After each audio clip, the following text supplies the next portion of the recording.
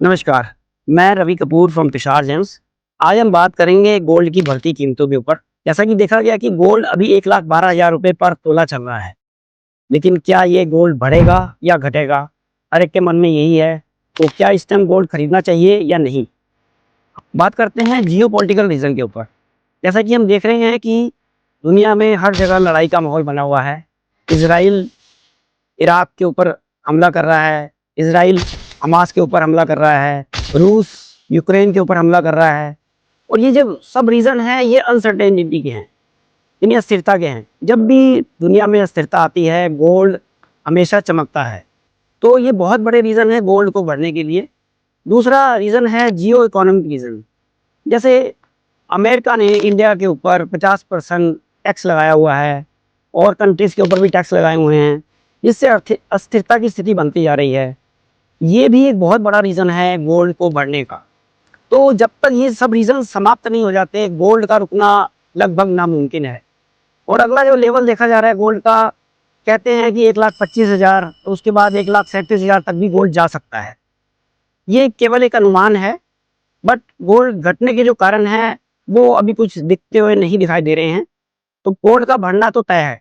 बात करें अगर ये शादियों का सीज़न आता है, तो हमारे इंडिया में शादियों के सीज़न में बहुत डिमांड बढ़ जाती है। लेकिन अगर बात करें कि अ, बाकी जो कंट्रीज़ हैं इस अनसर्टेनिटी के माहौल में गोल्ड रिज़र्व भी कर रहे हैं। अगर बात करें अमेरिका की, तो अमेरिका के पास 8,000 टन से ज़्यादा गोल्ड रिज़र्व में है। चाइना की बात करें तो 5,000 टन से ज़्यादा चाइना के पास रिज़र्व है। और इंडिया के पास 800 टन से ज़्यादा रिज़र्व है। और देशों के पास भी बहुत रिज़र्व है। तो अगर गोल्ड की डिमांड की बात करें तो केवल फिजिकल गोल्ड की डिमांड नहीं है मार्केट में। मार्केट में ऑनलाइन खरीद फरोख्त भी होती है, जिसको इंडिया में एमसीएक्स के नाम से जाना जाता है।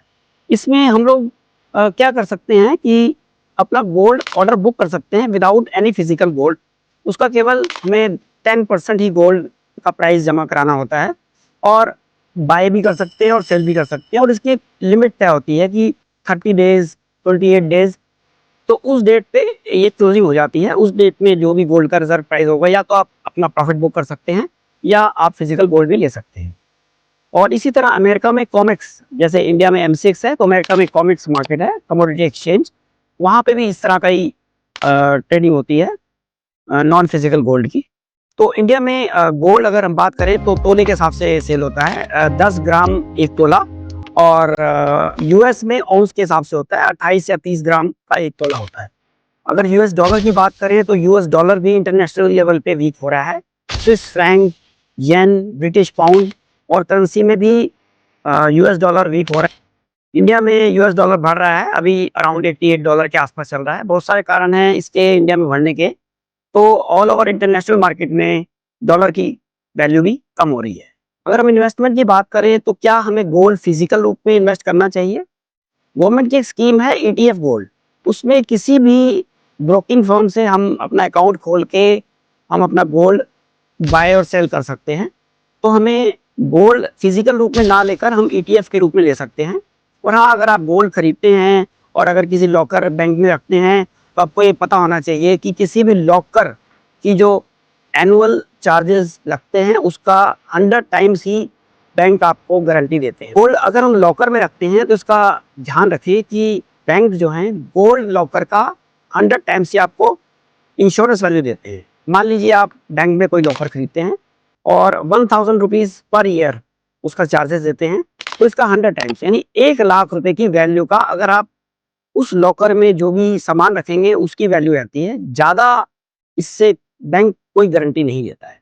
तो बेटर है ईटीएफ गोल्ड आप खरीदें और लॉन्ग टर्म के लिए खरीदें, क्योंकि गोल्ड कभी भी अ, ऊपर डायरेक्ट नहीं जाता, हमेशा करेक्शन लेके ही जाता है ऊपर नीचे। जैसा कि आप ग्राफ में देख रहे हैं, हमेशा गोल्ड ऊपर नीचे एक अपनी वैल्यू बना के सस्टेनेबिलिटी लेके ही ऊपर जाता है।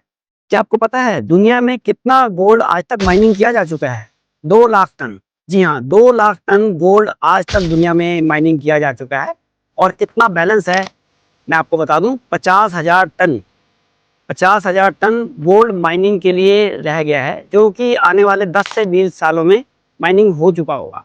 तो 10 से 20 सालों में गोल्ड की माइनिंग आप समझिए कि खत्म हो जाएगी। उस टाइम गोल्ड के प्राइस आप एक्सपेक्ट कर सकते हैं कि कहाँ जाएंगे।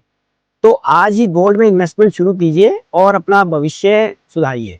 अगर सिल्वर की बात करें तो 1,28,000 रुपये किलो, और सिल्वर का यूज गोल्ड से ज्यादा होता है। गोल्ड का यूज केवल इन्वेस्टमेंट और गोल्ड ज्वेलरी के लिए होता है, लेकिन सिल्वर का यूज इंडस्ट्रियल यूज में भी होता है, जैसे कि मोबाइल और इंडस्ट्रियल, हर जगह इसका यूज होता है। तो सिल्वर की डिमांड गोल्ड से ज़्यादा है, तो हो सकता है आने वाले टाइम में सिल्वर का रेट गोल्ड से कई गुना ज़्यादा बढ़ जाए। तो आप सिल्वर में भी इन्वेस्टमेंट कर सकते हैं। तो आज के लिए इतना ही काफ़ी है। नमस्कार।